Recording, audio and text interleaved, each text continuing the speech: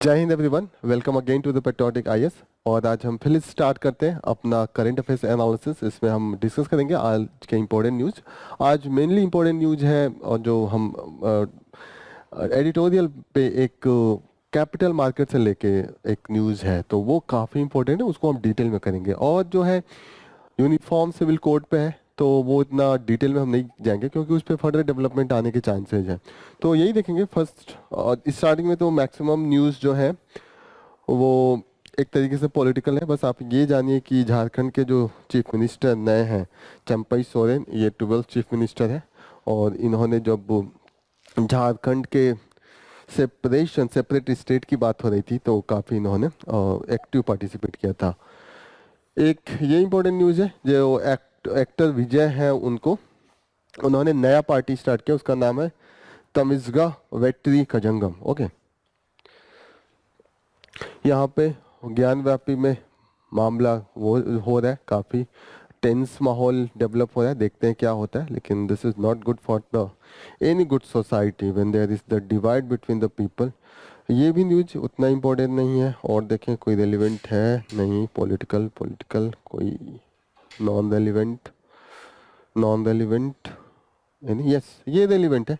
ये हमने कंटिन्यूसली देखा है कि अभी बजट में इसका अनाउंसमेंट हुआ है। इसमें ये है, फिर से मैं रिवाइज करता हूँ कि 1 करोड़ फैमिली के जो हाउस होल्ड है उनको roof top solar panel install करेगी गवर्नमेंट। और 300 यूनिट उससे जो प्रोड्यूस होगा 300 यूनिट तक फ्री होगा, उसके बाद गवर्नमेंट यूज करेगी, वो सेल करेगी और आपको पैसे देने होंगे, ऐसा कुछ है। ठीक है, फिर इसमें है कि ये 1 लाख रुपए लगेगा, लेकिन पैसे सिर्फ इन्होंने 4,555 दिया है।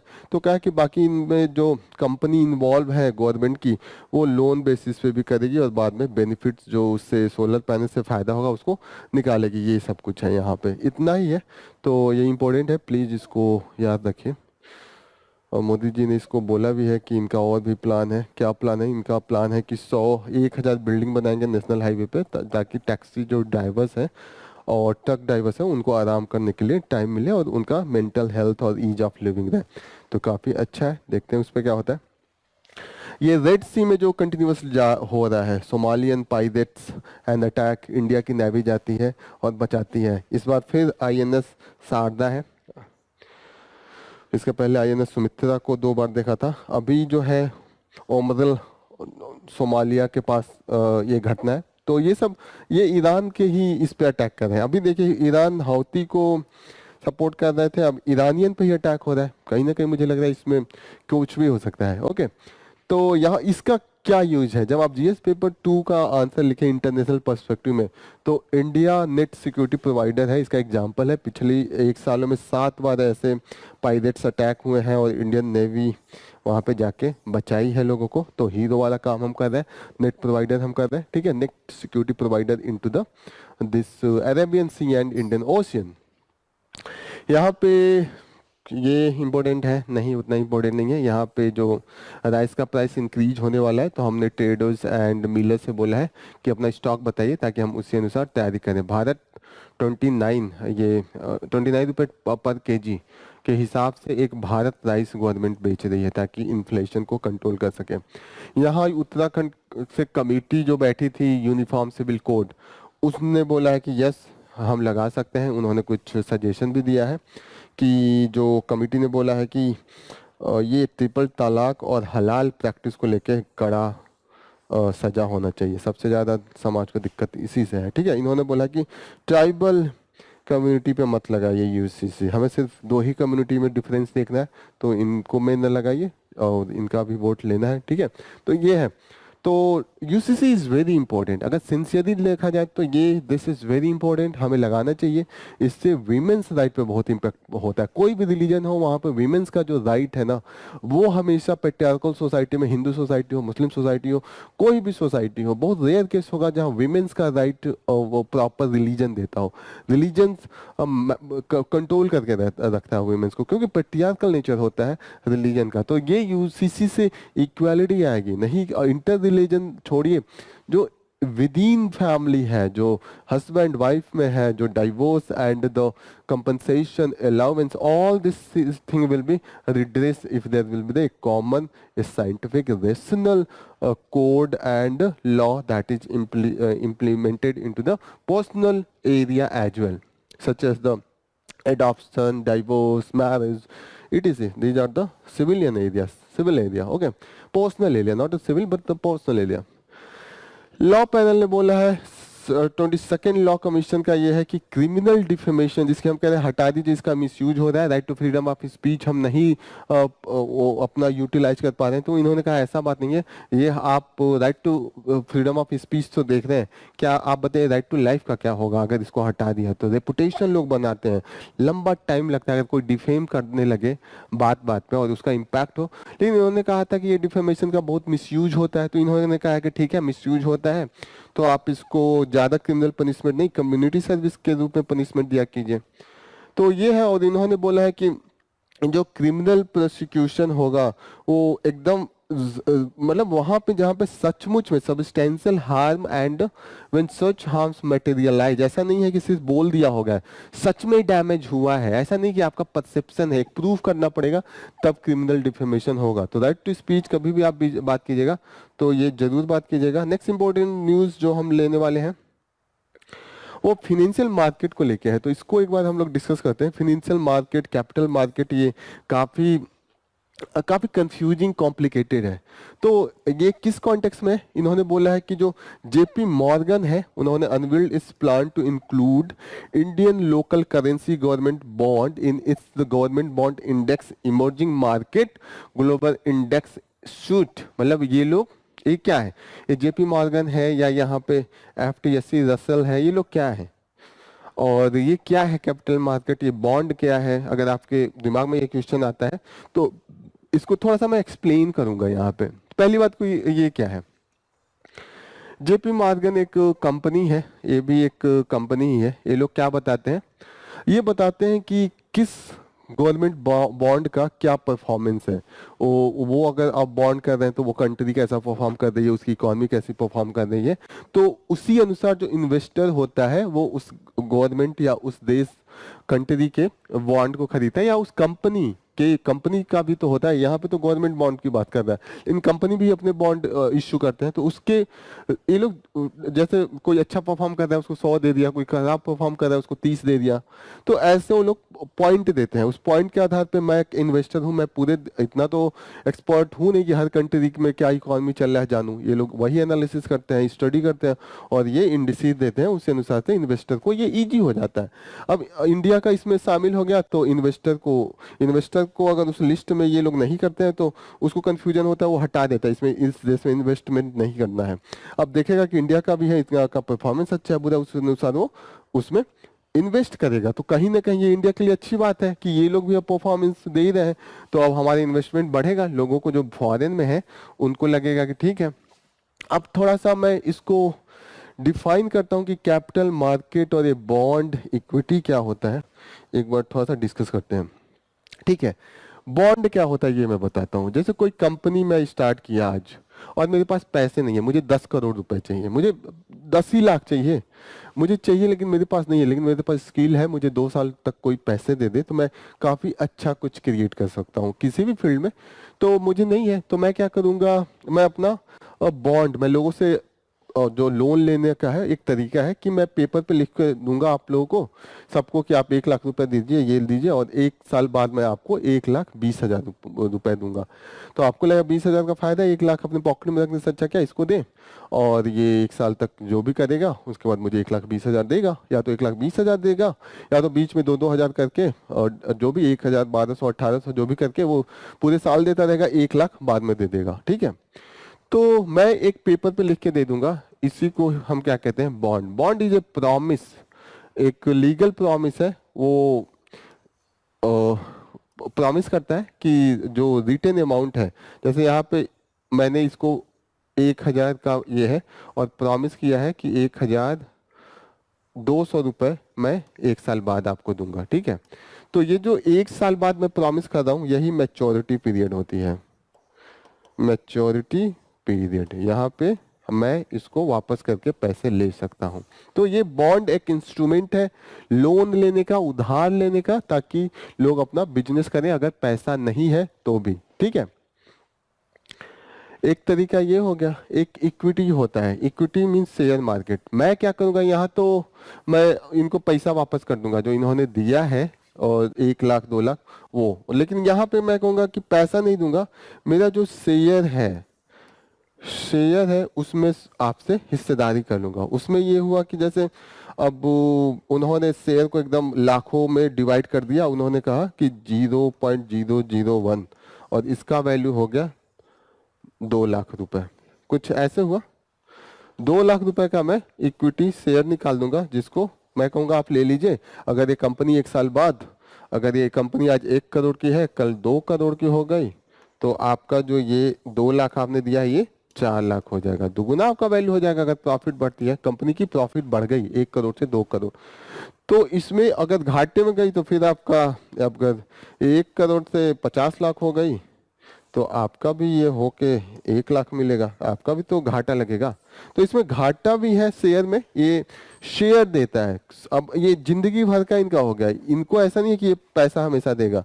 ये क्या करेगा कि इसका जो प्रॉफिट और लॉस के, इसका जो वैल्यू है वो बढ़ता घटता रहेगा, इनका उसी अनुसार इंक्रीज और डिक्रीज होगा वैल्यूएशन। ठीक है ना, तो शेयर ही दे दिया। ठीक है, लेकिन इन्होंने क्या किया कि ये पैसा भी वापस करेंगे और कुछ बेनिफिट, इसमें बेनिफिट फिक्स है, इसमें बेनिफिट फिक्स नहीं है, इसमें रिस्क है। बढ़ भी सकता है आपका और घट भी सकता है। जैसे कोई कंपनी डूब गई तो नहीं कहते कि शेयर में लगाया था पूरा पैसा डूब गया, तो पैसा डूब जाता है, लेकिन इसमें डूबता नहीं है। इसमें अगर 1,000 का बॉन्ड खरीदा है आपने तो 200 फायदा तो होना ही है, लेकिन इसमें फायदा लिमिटेड है, इसमें काफी 2 गुना 3 गुना 4 गुना भी फायदा हो सकता है। लोग करोड़ों कमा लेते हैं बहुत जल्दी, तो इसीलिए ये ज्यादा रिस्क है, लेकिन बेनिफिट भी ज्यादा रिस्क है। ये कम रिस्क है लेकिन इसमें फायदा ज्यादा है। तो ये हो गया बॉन्ड और ये हो गया इक्विटी एंड शेयर। इक्विटी को ही शेयर भी कहते हैं, इक्विटी को ही शेयर कहते हैं, ये दोनों सेम है। तो दोनों एक तरीके से लोन लेने का एक तरीका है। एक तो ये हो गया, फिर हाँ बॉन्ड और ये हो गया। फिर इन्होंने क्या बोला है, एक बार हम न्यूज देखते हैं थोड़ा सा। न्यूज में इन्होंने बोला है कि local currency government bond, local currency government bond. अब यहाँ पे ये क्या कहना चाहते हैं, यहाँ पे ये कहना चाहते हैं कि ये जो चल रहा है ये इंडिया में भी चल रहा है। ठीक है, अब हम क्या करते हैं कि इस बॉन्ड को इंडिया में ही बेचे, तो मानता हूं इंडिया में 1 करोड़ लोग हैं, तो आपके पास 1 करोड़ ऑप्शन है लोन लेने का। लेकिन अगर बाहर में जाऊं, कहूं 5 करोड़ और लोग हैं, तो अगर फॉरेन मार्केट में मैं आपका बॉन्ड लेके जाता हूं तो मेरे पास ये नंबर बढ़ गए ना, मुझे आराम से मिलेगा। कंपटीशन यहाँ पे ज्यादा था और यहाँ पे कम हो गया, और लोग आ गए, तो कहीं ना कहीं ये भी आपको पैसे दे देंगे आपका बॉन्ड खरीद के। और यहाँ पे जाके फॉरेन मार्केट में 2 तरीका होता है, क्योंकि जो बाहर के लोग हैं वो आपका रुपए नहीं यूज करते हैं, वो डॉलर यूज कर सकते हैं, या जापान का एन, या यूरोप का यूरो, कुछ भी यूज करते हैं। तो वो क्या करेंगे, वो आपके बॉन्ड को उस पैसे में खरीदेंगे। तो इससे ये होगा कि ये जो मैं हूँ, मुझे अगर 1 लाख मिलता है और रुपीज का वैल्यू उस समय 1 लाख ही हो, ठीक है, मिला मुझे, पर जब मैं वापस कर रहा हूँ रुपीज का वैल्यू कम हो गया इनकी तुलना में। जैसे उन्होंने 10 यूरो दिया और मुझे 100 यूरो दिया, और मुझे वो मैंने ले लिया 100 यूरो, और जब मैंने इसको कन्वर्ट कराया एक्सचेंज मार्केट में तो इसका वैल्यू मानिए 1 लाख हो गया। Just I am assuming 1 lakh हो गया या 10,000 हो गया, ठीक है, 10,000 ही मानता हूँ। अब मैं गया, अभी कुछ दिन बाद मैंने देखा कि अब रुपीस का वैल्यू यूरो की तुलना में 110 हो गया। अब ये जब मैं उनको, ये हमें बॉन्ड देंगे, अब जब मैं पैसा देना रहेगा वापस, तो फिर मैं दोबारा कन्वर्ट करूंगा तो मुझे लॉस हो जाएगा अगर इसकी वैल्यू डिक्रीज हो गई है।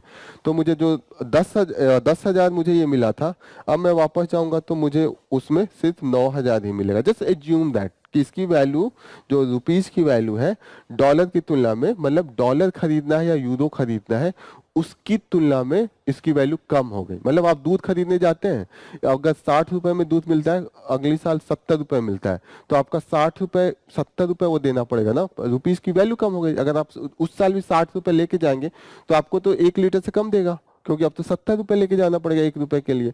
तो कहीं ना कहीं वैल्यू कम हो रही है ना। लेकिन अगर दूध का वो, इसको इन्फ्लेशन से भी देखेंगे, लेकिन मैं इसको यहाँ पे दिखा रहा हूँ कि कैसे रुपीस की वैल्यू भी कम होती है इसकी तुलना में, तो इनको घाटा लगता है।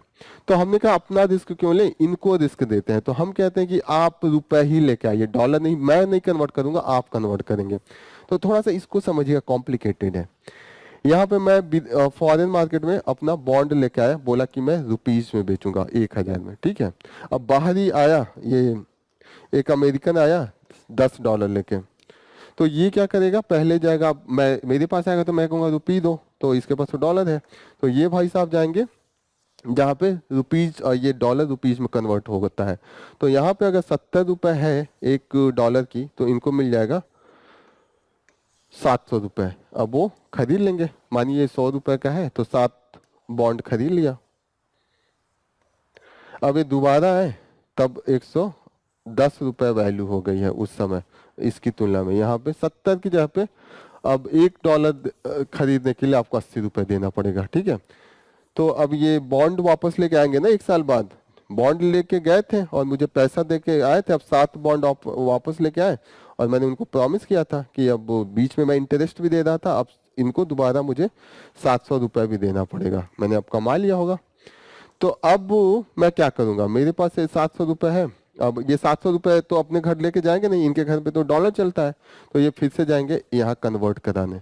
अब यहाँ पे गए 700 रुपए लेके, अब इनको बताया कि अब तो 80 रुपए का $1 है, तो इनको कितना डॉलर मिलेगा, 700 रुपए देंगे। तो इनको पहले $10 मिला था, लेकिन अब तो कितना मिलेगा, कम हो जाएगा, 80 से करूँ,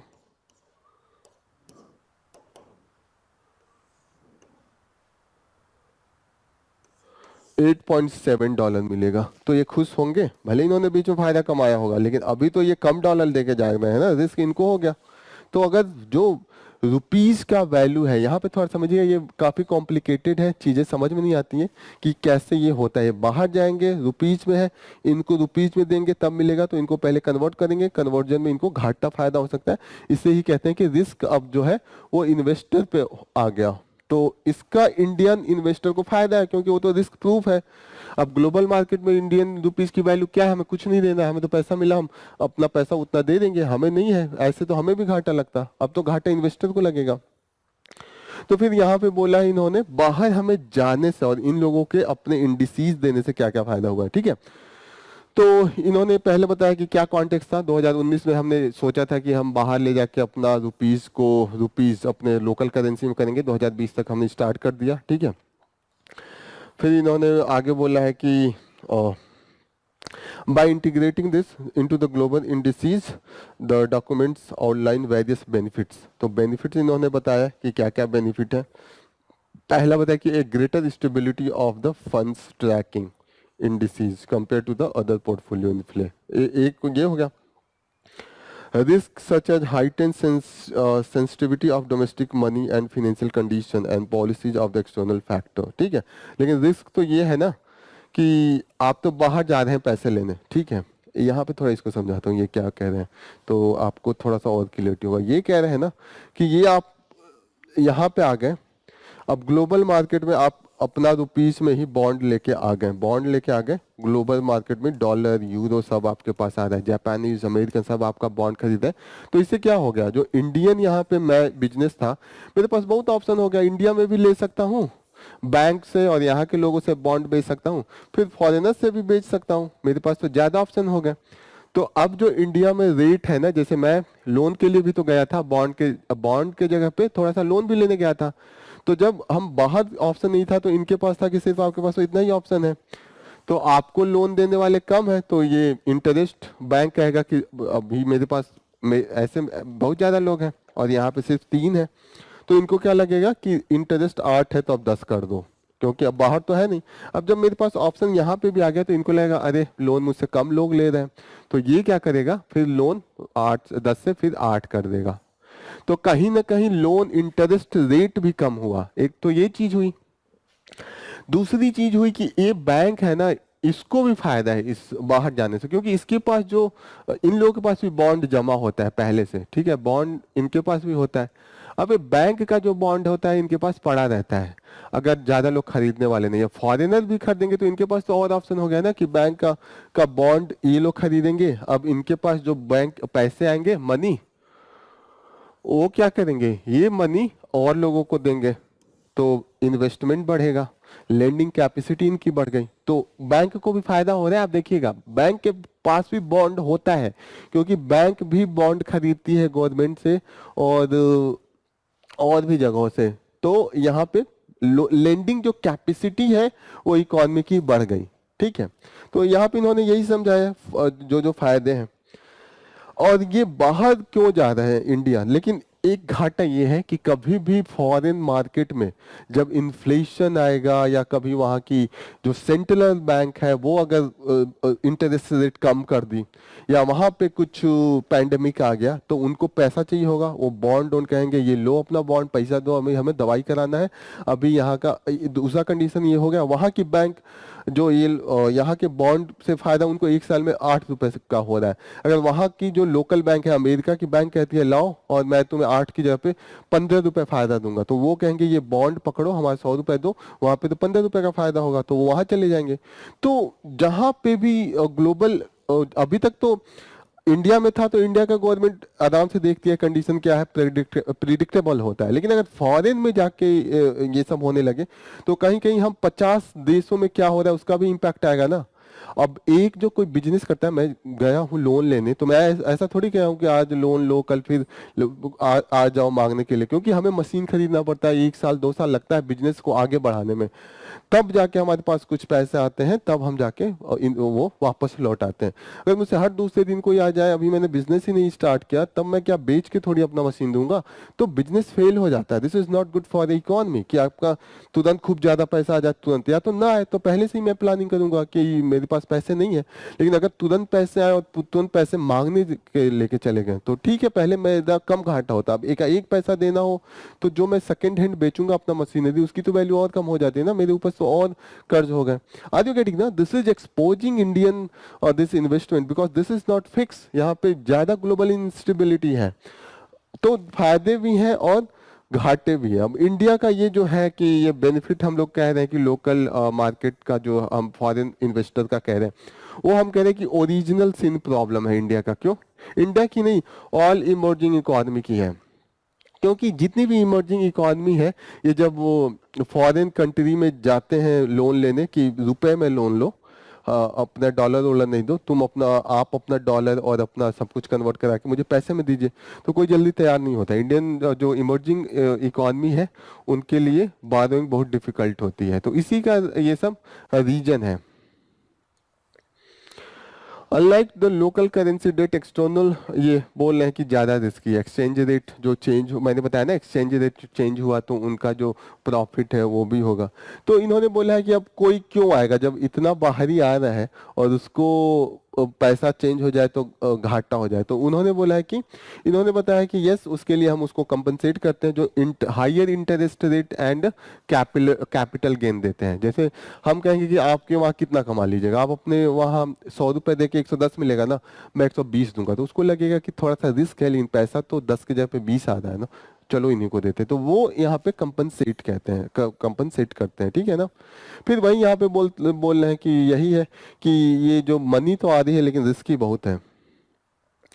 यहाँ पे बोला है कि लोकल करेंसी सोवरेन डेट जो इमर्जिंग इकोनॉमी की होती है वो कोई जो वहाँ का सेंट्रल बैंक है उसका वो रिजर्व नहीं जल्दी करता है। ठीक है, वहाँ का ऐसा नहीं है कि एक्सचेंज मार्केट में रिजर्व के जैसे उसको लिया जाए। ठीक है, इन्होंने कुछ एग्जाम्पल भी दिया है कि कैसे ये शेयर ऑफ द फॉरेनर्स का जो फ्लक्चुएशन हुआ था, मलेशिया में काफ़ी मार्केट क्राइसिस हो गई थी, इसका इन्होंने एग्जाम्पल दिया है कि कैसे डिक्लाइन हुआ था, तुरंत पैसे वापस चले गए थे। इसको हॉट मनी भी कहते हैं, जैसे जो लोग आते हैं इन्वेस्टमेंट करने और तुरंत कुछ दिन बाद पैसे लेके भाग जाए तो हॉट हो गया ना, जैसे कि आप पानी गर्म करते हैं भाप निकलने लगता है, जब vapour that comes out of your boiling water. Okay, तो ऐसे ये भी हॉट मनी होता है, कब गायब हो जाए पता भी नहीं चलता है।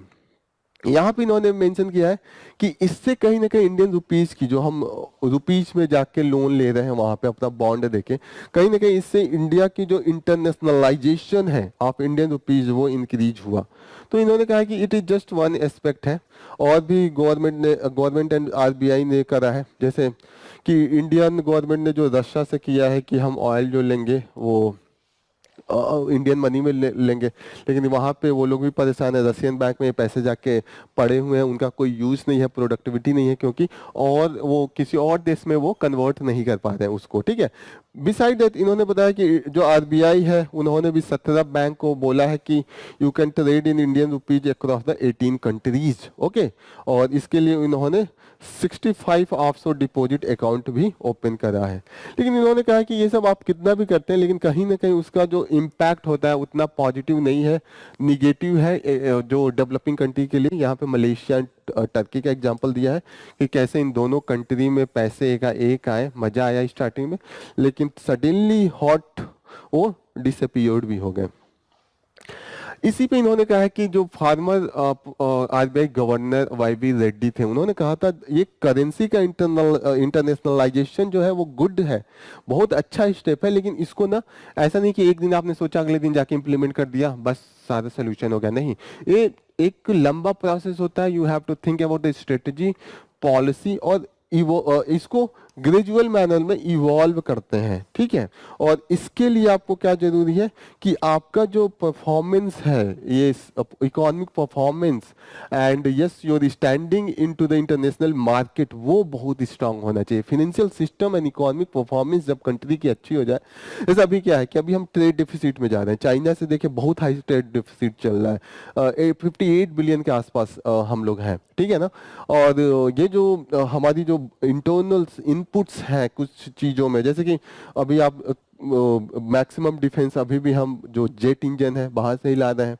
अभी हमें फार्मास्यूटिकल में जो एपीआई है, जो ये जो फार्मास्यूटिकल इंग्रेडिएंट्स होते हैं, वो भी हम चाइना से लाते हैं। इलेक्ट्रॉनिक्स इंडस्ट्री में जो हमें ये चिप बनाने होते हैं उसके लिए रेयर अर्थ मटेरियल होते हैं, तो कहीं ना कहीं हमारे मैन्युफैक्चरिंग सेक्टर उतना स्टेबल नहीं है। We need external support in the inputs and that's why we are still fragile. तो उन्होंने कहा कि इस सब चीज़ों पे आप वर्क कीजिए and after that you should go for the this, otherwise there is always risk and yes this risk are the exchange rate instability and boom bust cycle in the capital flow. Boom bust means एकाएक बहुत ज़्यादा आ जाएगा, जब लगेगा कि yes US की central bank बहुत कम रेट दे रही है, तो चलो इंडिया में बॉन्ड से कमा लेते हैं, तो एक ही दिन में पूरा आ जाएगा। फिर 10 दिन बाद वहाँ की बैंक ने कहा कि मैं इंटरेस्ट रेट ज़्यादा देता हूँ, 10 की जगह पे 15 दूंगा, तो फिर यहाँ से निकाल के वहाँ गए। बिजनेस ऐसे नहीं चलता है, ऐसे इकोनॉमी क्राइसिस में चला जाता है कि दिस इज ऑल अबाउट, इन्होंने यहाँ पे बोला है। नेक्स्ट इंपॉर्टेंट न्यूज है कि जो इंटरिम बजट में हमने कुछ प्रोविजन दिए हैं उसको लेके इन्होंने ये director managing director Apollo hospital group की हैं, वे काफ़ी खुश हैं, इन्होंने काफ़ी इसको अप्रिसिएट किया है। खासकर जो एचपीवी वैक्सीन है, ह्यूमन पैपिलोमा वायरस, जो हम सर्विकल कैंसर जिसके कारण होता है, सर्विकल दिस कैंसर, रिसेंटली हमने देखा है कि अभी एक एक्ट्रेस थी पूनम पांडे का डेथ हो गया है।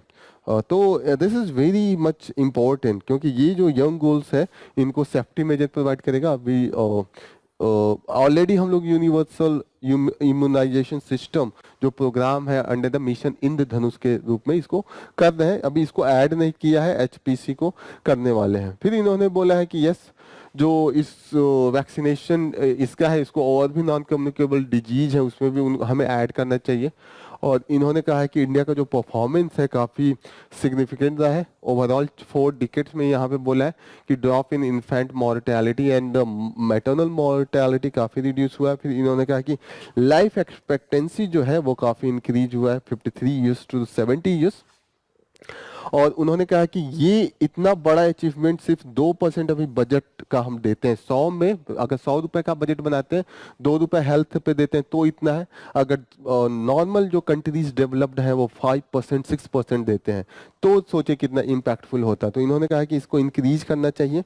फिर इन्होंने कहा है कि जो हमने 1 लाख रुपए अभी बजट में बोला है कि अलग निकाल के रख देंगे, 1 लाख करोड़, नॉट 1 लाख, ठीक है, 1 लाख करोड़, और वो हम रिसर्च एंड डेवलपमेंट पे खर्च करने वाले हैं। उनको इन्होंने बोला है कि उसका मेडिकल में भी रिसर्च डेवलपमेंट में इम्पैक्ट आएगा, क्योंकि हेल्थ केयर में भी जो टेक्नोलॉजी होता है उसका काफ़ी इम्पैक्ट होता है। जैसे अभी टेलीमेडिसिन के लिए हम कोई टेक्नोलॉजी ला दें, तो जो हमें डॉक्टर शहरों में है वो गांव दूर दराज एरिया में भी बैठ के शहर से ही देख सकते हैं। तो कहीं ना कहीं वो जो गांव में पहले लोगों को डॉक्टर्स की कमी होती थी कि आप शहर में जाइए, फिर इतना पूरे दिन जॉब छोड़ के जाइए, इतना पैसा लगाइए, वहाँ जाके होटल में रहिए, दिस बिकम वेरी मतलब अनअफोर्डेबल हो जाता है उनके लिए। एक तरीके से बहुत हेडेक होता है, क्योंकि एक दिन का नहीं होता है आपको। और भले अब हॉस्पिटल का पैसा गवर्नमेंट आजकल कह रही है कि आयुष्मान भारत है हम तो कम कर देंगे, अब तो इजी हो गया, लेकिन वो आदमी जब जॉब छोड़ के आ रहा है अपना उस दिन का, 2 दिन 3 दिन रखते हैं, अपने परिवार के साथ आ रहा है, ट्रांसपोर्टेशन का खर्चा, आके होटल में रहेगा, और दिक्कतें कितनी होती हैं वो सब लेके अभी भी मेडिकल में काफी दिक्कत है। तो इसको जो डॉक्टर्स और पेशेंट का रेशियो है उसको कहीं ना कहीं इजी हो जाएगा। इन्होंने फिर कहा कि मेडिकल टूरिज्म को भी प्रमोट करना चाहिए, क्योंकि इंडिया का जो मेडिकल कॉस्ट है वो और कंट्री के कंपेयर में लेस है और इफेक्टिव है। तो बीच में हम लोग हील इन इंडिया प्रमोट कर रहे थे, इसके जो लोग बाहर से आते थे उनको इंडिया को देख भी लेते थे, दवा भी करवा के जाते थे, इंडिया को भी फायदा होता था, मेडिकल भी, और भी लोग आते थे। अगर यहाँ पे आ रहे हैं, हमारे दिल्ली में कोई दवा कराने आया तो वो जाएगा ना इंडिया गेट, वहाँ पे कुछ खरीद के खाएगा, फिर होटल में भी रहेगा, तो कहीं ना कहीं इससे और भी एरिया में इम्पैक्ट आता है। फिर इन्होंने कहा है कि जो इनहेंसमेंट ऑफ द कनेक्टिविटी का जो न्यू कॉरिडोर के थ्रू ये लोग कह रहे हैं उसका भी पॉजिटिव इम्पैक्ट इन सब एरिया में आएगा। This is all about. Next important news again editorial से लेते हैं, हमास और नो पहला वाला है जो यस कल के ही सेंसस से है, जो हम लोग बात भी किए हैं कि जो फिनेंस मिनिस्टर ने बोला है कि यस हम लोग जा रहे हैं कि we will have a high powered committee, और ये कमिटी क्या करेगा, वो देखेगा कि चैलेंज एंड जो न्यू डेवलपमेंट आ रहा है पॉपुलेशन ग्रोथ से। तो इन्होंने बोला है कि यहाँ पे इन्होंने कहा है कि एक तो आप सेंसस नहीं करा रहे हैं, ये कमिटी डेटा कहाँ से लाएगी, कहाँ से डेटा आएगा कि जानने के लिए सेंसस कराना पहली प्रियोरिटी है, ठीक है, ये हाई पावर्ड कमिटी बैठा है, काफ़ी अच्छी चीज़ है, लेकिन जो सबसे पहली प्रियोरिटी होती है वो तो स्टार्ट ही नहीं किया, सेंसस ही नहीं है। और सेंसस ऐसा कभी नहीं हुआ 1881 से कि सेंसस हर 10 साल में एक बार ना हो, पहली बार ऐसा हुआ है। तो कहीं ना कहीं आप ये दिखा रहे हैं कि आपकी प्रियोरिटी जो है कहीं और शिफ्ट हो गई है।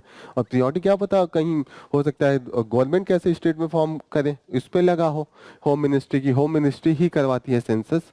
और यस इन्होंने कहा है कि यहाँ तक कि ठीक है, अभी जो पॉजिटिव हमने डेवलपमेंट देखा है, जैसे sample registration system statistical report आती है, नेशनल फैमिली हेल्थ सर्वे का रिपोर्ट आती है, ये 5th है, थोड़ा याद रखिएगा, 2019-21 में आया था। इन्होंने बोला ये ऑलरेडी जो है पॉजिटिव डायरेक्शन में है, टोटल फर्टिलिटी रेट जो है वो 2 पे आ गई है। टोटल रिप्लेसमेंट रेट जो होता है 2.1 होता है, जैसे कि 2 पति पत्नी मिलकर अगर उनके 2 बच्चे हुए तो वो होता है कि 2 को 2 ने रिप्लेस किया, इंक्रीज नहीं होता है, पॉपुलेशन बना रहता है। 1 लाख है तो 2 ये डेथ होगा तो 2 बच जाएंगे, फिर उनके 2 बच्चे होंगे तो 2 बच जाएंगे, तो आने वाली हर जनरेशन में बैलेंस रहता है, ठीक है ना। इन्होंने कहा कि काफी अच्छा इसमें हमने ये अचीव किया है। टोटल फर्टिलिटी रेट जो हम आजाद हुए थे जब हमारा कॉन्स्टिट्यूशन आया था 1950 में 5.7 था और 2020 में 2 है, तो ठीक है, यही चाहिए भी, इससे कम होगा ये भी अच्छा नहीं है, क्योंकि पॉपुलेशन डिक्रीज करने लगता है और एक हेल्दी पॉपुलेशन चाहिए भी होता है।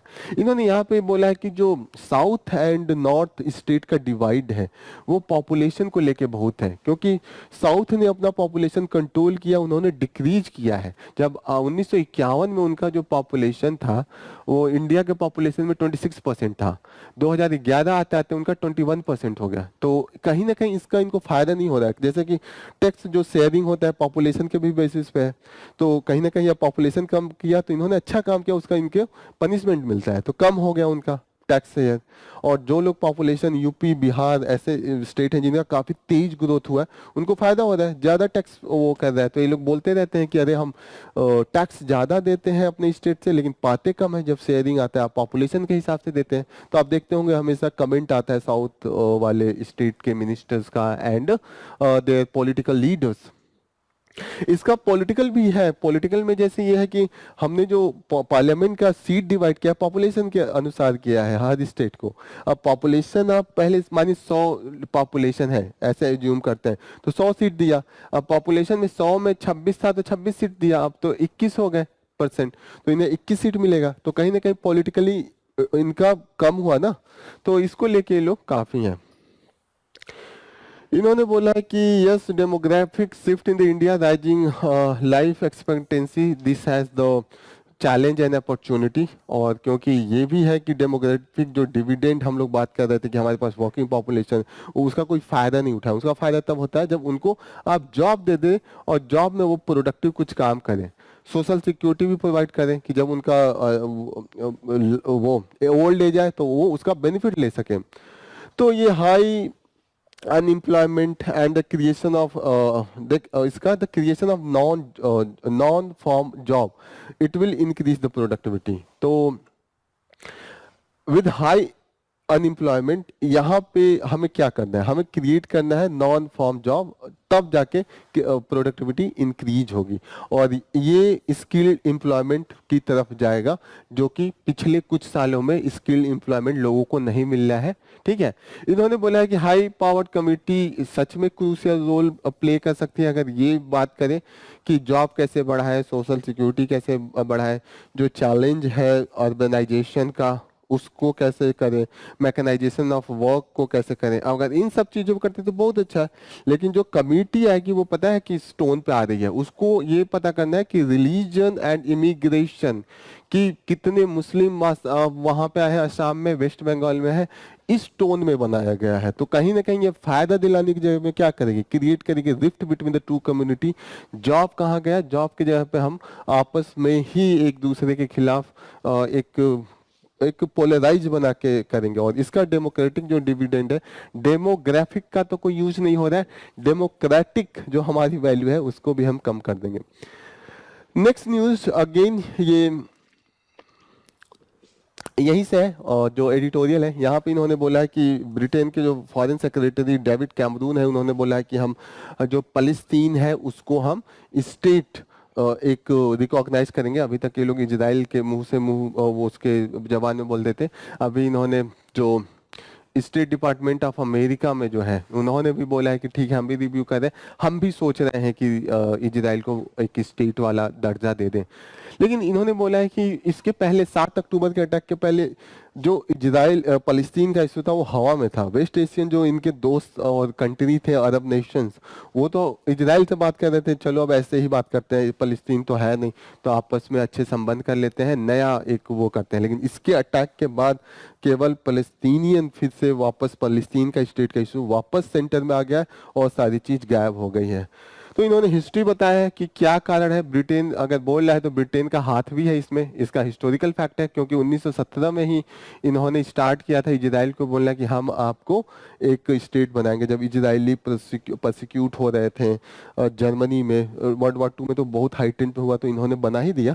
तो फिर उन्होंने कहा कि वहीं पे बेलफोर डिक्लेरेशन किया था जब वर्ल्ड वॉर में कि ओटोमैन एम्पायर की जो आएंगे आपको उसमें से लेके फलस्तीनियन जो हिस्टोरिकल फलस्तीन है वहां पे आपको फलस्तीन में कुछ हिस्सा देके आपको भी बसा देंगे। लेकिन 1948 में इन्होंने बसाया, उसके बाद इन्होंने उनको उजाड़ दिया फलस्तीन को ही। ठीक है, तो वो आपको मैप में भी दिखेगा। फिर ओस्लो प्रोसेस हुआ, वहां से हमने किया क्या फलस्तीन को ही दे दो। पहले फलस्तीन ही स्टेट था, पहले इजराइल नहीं था, अब इजराइल स्टेट है फलस्तीन नहीं है, वो मांग कर रहा है। और यहाँ तक ये इजराइल जो है वो उनके जो कुछ छोटे मोटे जगह दिए हैं, वेस्टर्न बैंक, ईस्ट जेरूसलेम, उसमें भी इनके सेटलर जो जेविश सेटलर है वो उनको पुशी कर रहे हैं। गाजा को तो डिस्ट्रॉय कर ही दिया है। तो इन्होंने ये बोला है कि यही चल रहा है, तो अब इसका सोल्यूशन यही है कि फलस्तीन को एक स्टेट अगर रिकॉग्नाइज किया जाए जो कि सही डायरेक्शन में। तो दिस इज ऑल अबाउट आज का यही टोटल इम्पोर्टेंट रेलिवेंट न्यूज है। और यस हियर हम कंक्लूड करते हैं अपने सेशन को। बहुत बहुत धन्यवाद आपको ये सेशन ज्वाइन करने के लिए। All the best again. जय हिंद।